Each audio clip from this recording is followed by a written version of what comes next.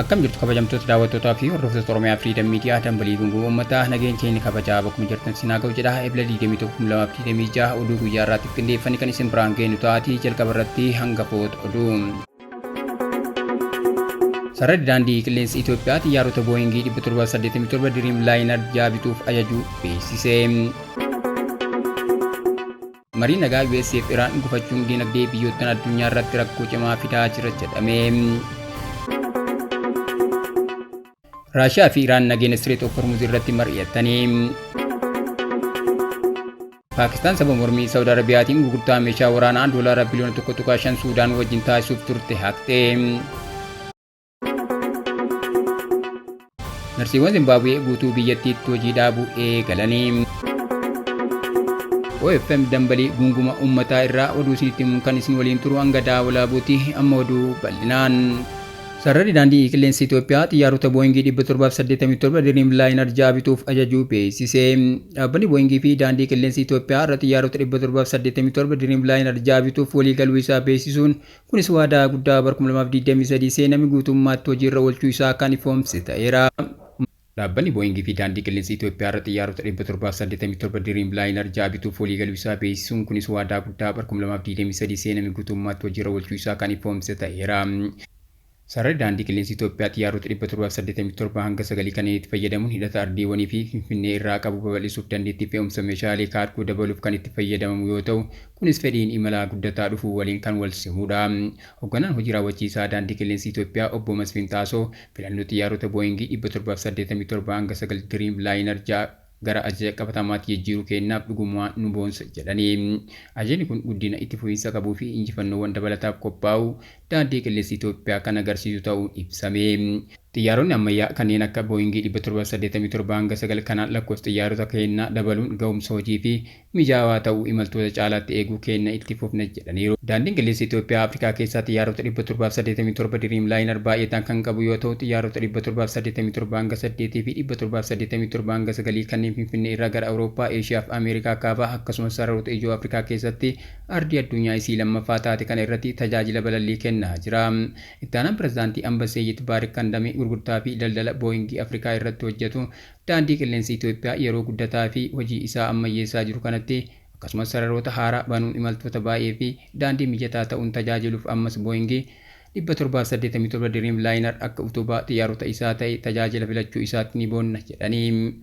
Xiyyaaronni 787 Dream Liner dandeettii dachaa qabaachuu isaa fi qusannaa boba'aatiin kan beekaman yoo ta'u kunis daandiin qilleensa Itoophiyaa imaltoota Afrikaa keessa bakka tokkoo gara bakka biraatti ga'umsaan akka deddeebisu gargaara. Akkasumas sararoota daldalaa fedhii guddaa qaban irratti meeshaalee fe'umsaa kaargoo gara xiyyaarichaa keessatti baachuun tajaajila akka kennu isa dandeessisa. Itoophiyaan miseensa Star Alliance yoo taatu waggoota 8 walitti aansuun dhaabbata Skytrax irraa badhaasa daandii qilleensa Afrikaa bareedaa jedhamu injifateera. Akka daandii qilleensaa guutuu Afrikaatti daandiin qilleensa Itoophiyaa hidhata qilleensaa ardii keessaa fi ardiiwwan jidduu baay'ee barbaachisaa ta'e uumuun Afrikaa fi addunyaa walitti hidheera. Mariin nagaa USAF Iraan gufachuun dinagdee biyyoottan addunyaa irratti rakkoo cimaa fidaa jira jedhame.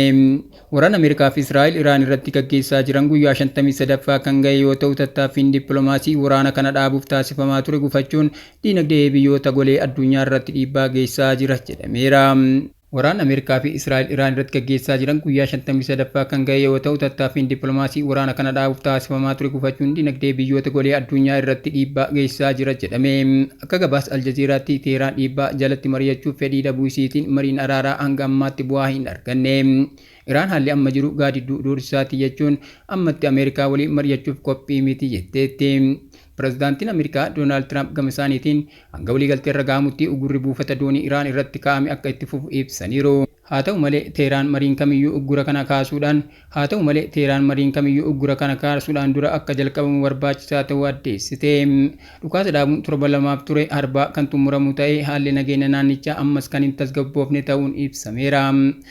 Gama biraatiin mootummaan Ameerikaa marii kamisa dhufu Israa'el fi Libaanoos jidduutti gaggeeffamu qophii taasisaa jiraachuun ibsame. Qondaalli mootummaa Ameerikaa tokko dhaabbata oduu Faransaayitti akka himanitti ministeerri dhimma alaa Ameerikaa dhukaasa dhaabuu laafaa kana hordofuun marii haaraa kamisa dhufu jalqabuuf karoorfataa jira. Akkasumas gareen mootummaa Ameerikaa tokko marii dabalataaf yeroo dhiyootti gara Paakistaan imaluuf kan eegamu ta'ee gama Iraaniinis imala kana keessatti hirmaachuuf qophii ta'uu isii mirkaneessiteetti jedhanii. Gama kaaniin Chaayinaan biyya boba'aa Iraan irraa bittu keessaa hangafa yoo taatu, Ameerikaan dhuma torban darbee doonii alaabaa Iraan qabdu naannoo hulaa Strait of Hormuz qabachuu isii irratti yaaddoo guddaa qabaachuu isii ibsiteetti. Qaamoleen hundi marii nagaa jalqabuun furmaata akka barbaadanis Chaayinaan waamicha dhiyeessite. Raashiyaa fi Iraan nageenya Strait of Hormuz irratti mari'atanii. Ministeerri imala Raashiyaa Sergey Lavrov gita isaanii Iraan Abbaas Argaach waliin bilbilaan dubbatanii. Ministeerri imala Raashiyaa Sergey Lavrov gita isaanii Iraan Abbaas Argaach waliin bilbilaan dubbataniiru. Raashiyaan waliigaltee dhukaasa dhaabuu Iraanii fi Ameerikaa jidduutti taasifame akka kabajame akka itti fufu gaafatteetti. Haasaa kana irratti Lavrov wal dhabdee kanaaf furmaata waaraa argachuuf tattaaffii dippiloomaasii cimsuu itti fufuun barbaachisaa ta'uu cimsanii dubbataniiru.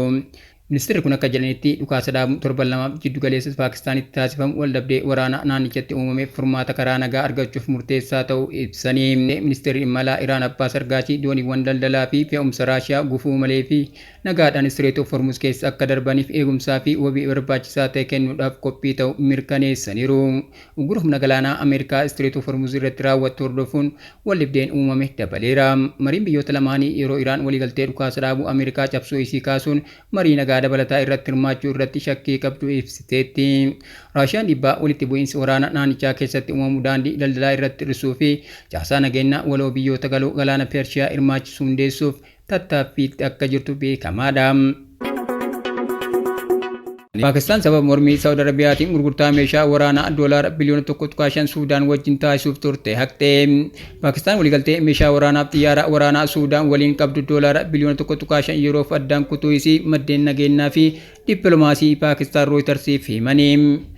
Paakistaan waliigaltee meeshaa waraanaa fi xiyyaara waraanaa Suudaan waliin qabdu doolaara biliyoona 1.5 yeroof addaan kutuu isii maddeen nageenyaaf dippiloomaasii Paakistaan Rooyitersiif himanii. Murteen kun kan kenname erga Saawudiin waliigaltee kanaaf maallaqa ni kenniti jedhamee eegamaa ture deeggarsa isii ofirraa deebiftee gurgurtaan kun akka dhaabbatu dhiibbaa gootee booda.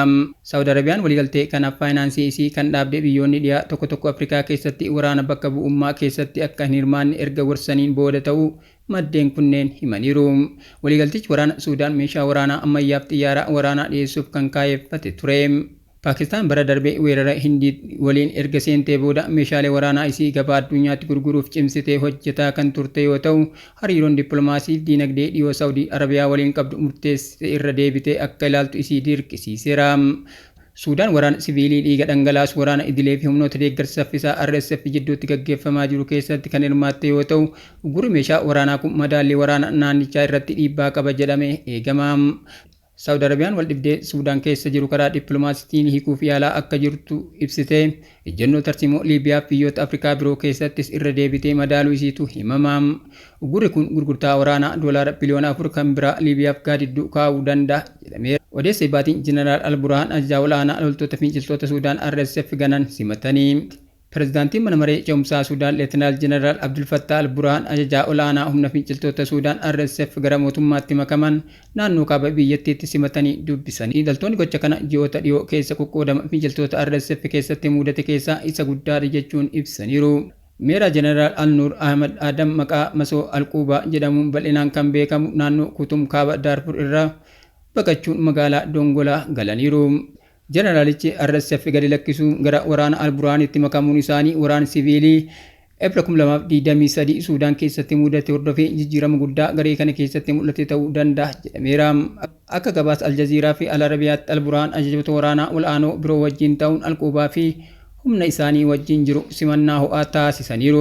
Akkasumas Al-Burhaan konkolaataa dhuunfaa isaanii Jeneraal Al-Quubaaf badhaasa kennuu isaanii gabaafame. Jeneraal Al-Quubaa miseensa hundeessitoota RSF keessaa tokko akka ta'an kan himamu waraana gurguddoo akka Al-Fashar keessatti firoottan hoogganaa garee kana Muhammad Hamdaan Daagaloo Hemeetii kan ta'an Geedoo Ibn Shuukii fi Alii Yaaqub wajjin ta'uun shoora olaanaa nama taphatanidha. Suudaan Tiribuun maddoota waraanaa waabeeffatee akka gabaasetti Jeneraalichi RSF gadi lakkisuuf kan murteessan wal dhabdee keessoo garee kana keessatti uumameeni. Narsiiwwan Zimbaabuwee guutuu biyyattiitti hojii dhaabuu eegalanii. Narsoonni Zimbaabuwee guutuu biyyattiitti hojii dhaabuun kafaltii fooyya'aa fi haala hojii fooyya'aa gaafachuu isaanii waldaan narsii Zimbaabuwee Zana beeksiseera.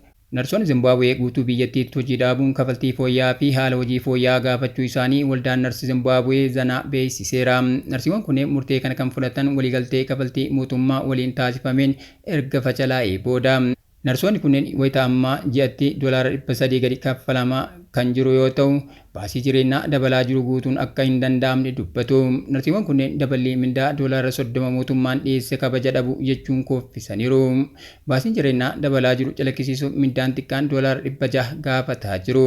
Dagannaan kun damee fayyaa Zimbaabuwee irratti dhiibbaa uuma jedhamee eegama. Narsiiwwan kunneen hanga mootummaan gaaffii bu'uuraa isaanii guututti hojiitti akka hin deebines dhaadataniiru.